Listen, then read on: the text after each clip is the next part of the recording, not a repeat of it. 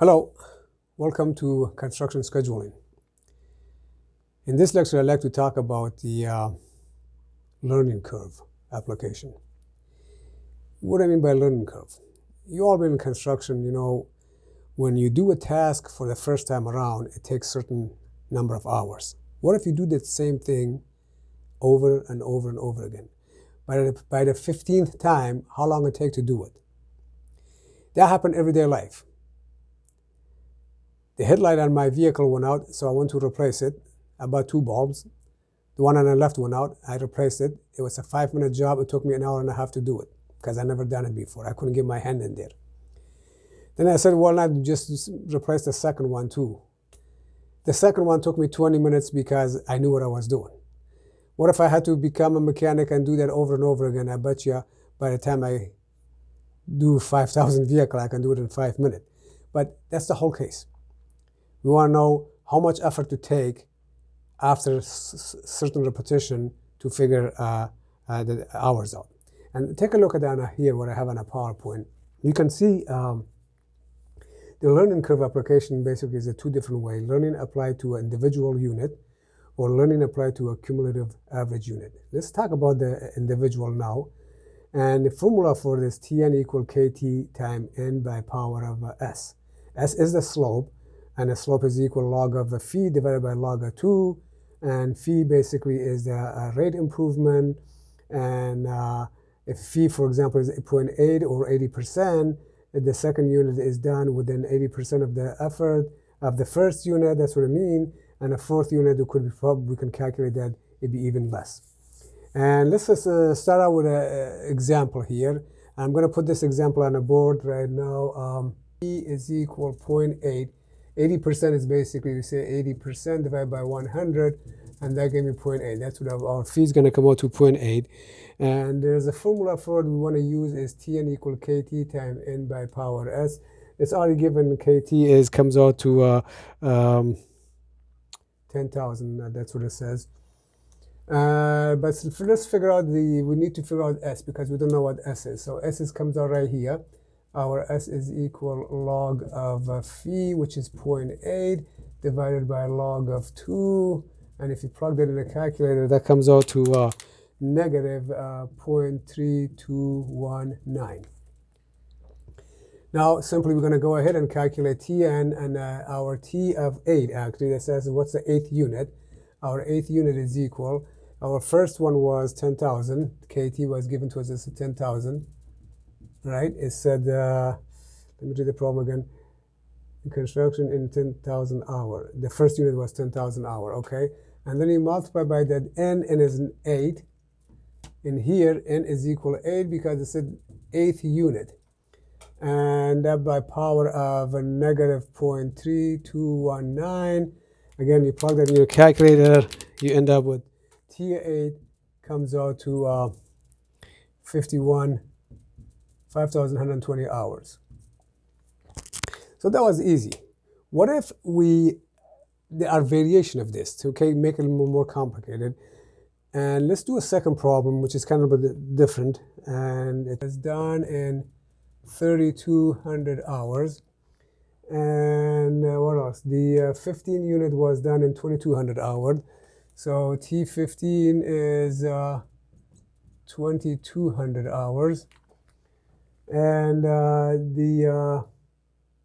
what is the learning rate? So they want to know what its phi is equal to. And also how long would it take to build the 100th unit. So what is also T100? Okay. If we look at let me put out those equations on the board here. And these are different variation of the same equation.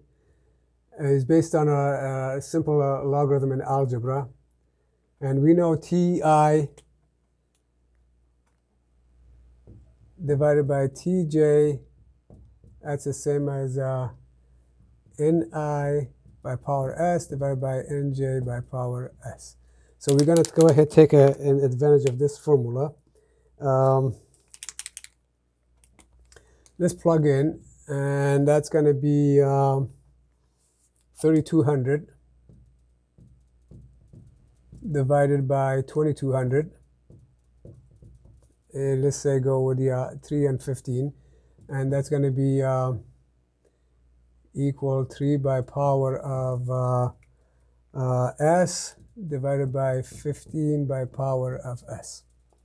So now we have this nice formula, and if you remember 1,000 years ago when you took college algebra, you basically multiply both sides by logarithm, and if you do that, you solve them down, or we can use the equation that we already have, which is s is equal, let me write that equation down.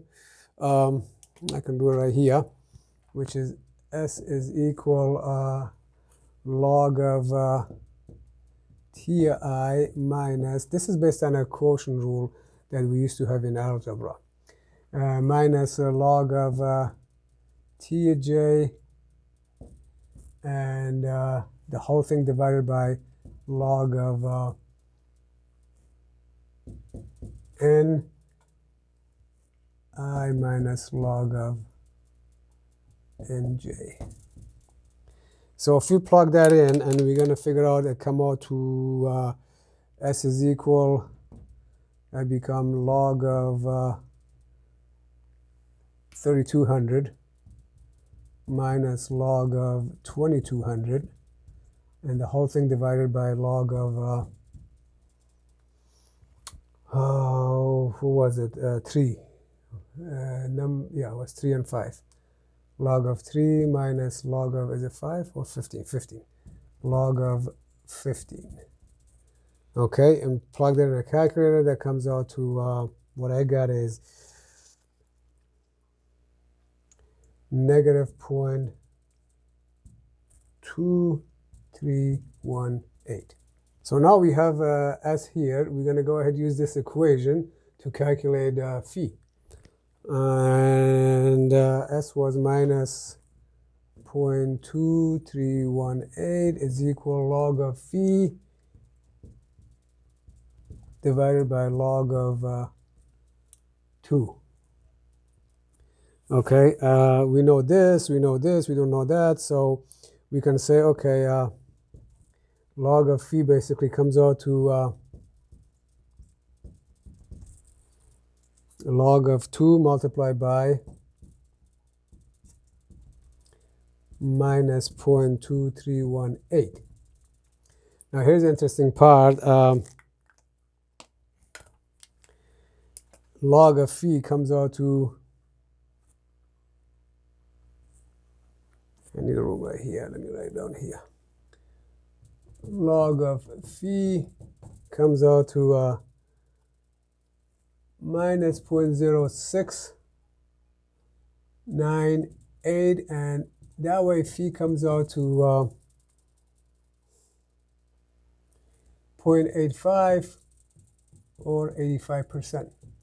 You remember how we get from here to here. That's from college algebra from a long time ago, right? And when we have a logarithm, say if we have, say, log of 5 equals some number, log of 5, that means basically log of base 10 of 5 equal that number. And that's from your college algebra. So how would I go from here? That's with log of base 10. If I rewrite that, again, it will be basically, correct would be log of base 10 of phi is equal minus 0.0698. And therefore, I can say phi is equal 10 by power of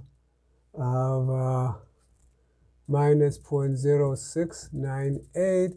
And that's what I got, will come up with 0.85, and which is 85%. Now we have that phi, and we should be okay, because next thing we want to find out, we want to know what is kt here. So I need room. Let me just erase right here for a second.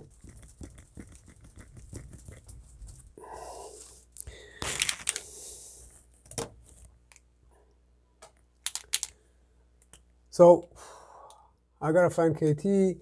How do I find kt? We already have, we know this was 2200. Did I erase them down? No, okay, T15 is 2200. So we know that's 2200 and is equal KT, which we don't know, time N was number 15, I believe. And we already figured S out to become minus 0.2318. So now we know KT. If you just do a simpler calculation, KT comes out to 4121. Now I have that, I can go ahead and answer the question. The question said what was a T100. Okay, so we're going to go ahead and calculate T100.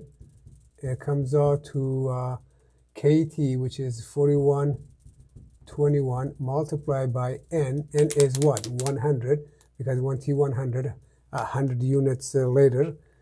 And that's going to be by power of S. S is minus 0.2318.